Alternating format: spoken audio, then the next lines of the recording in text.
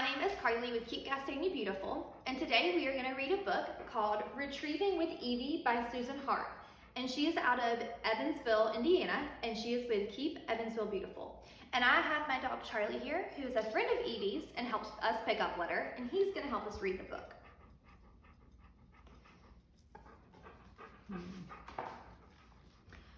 Welcome to Labrador Lane. My name is Evie, and I want to share my story with you. I'm a yellow Labrador Retriever who lives with my human family in Evansville, Indiana.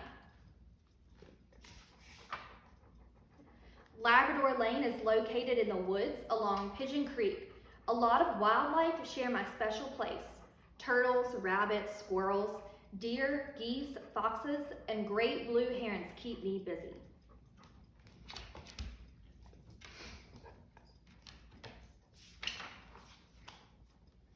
I like to swim in my very own lake and run all around my big yard, but sometimes I have to take obedience lessons. My dad says I have to learn how to be a good citizen, even though I am just a little puppy.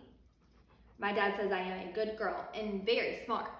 I can sit, stay, lie down, walk on a leash, and retrieve. I love to retrieve best of all. Sometimes I show my wildlife friends the lessons I have learned. One day, my dad took me down to the Ohio River. I got so excited when I saw all the water. I tried really hard not to jump in, but I just couldn't resist all those big sticks floating along the bank.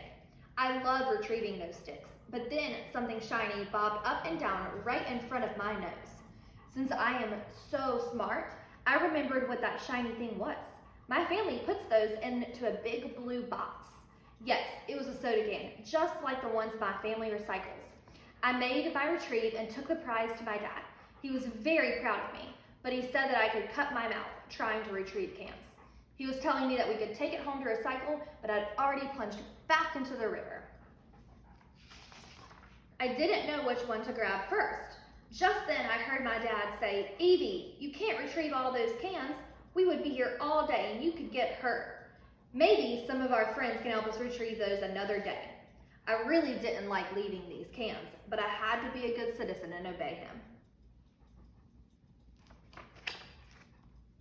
I felt kind of sad as I hung my head out the window on our drive home. I love sniffing the air when we were driving on the expressway, but I kept thinking about all the things I didn't retrieve. I didn't understand why people would throw or drop things out if they weren't playing retrieve. I felt a little better when some kids waved at me as their car passed by, but ouch!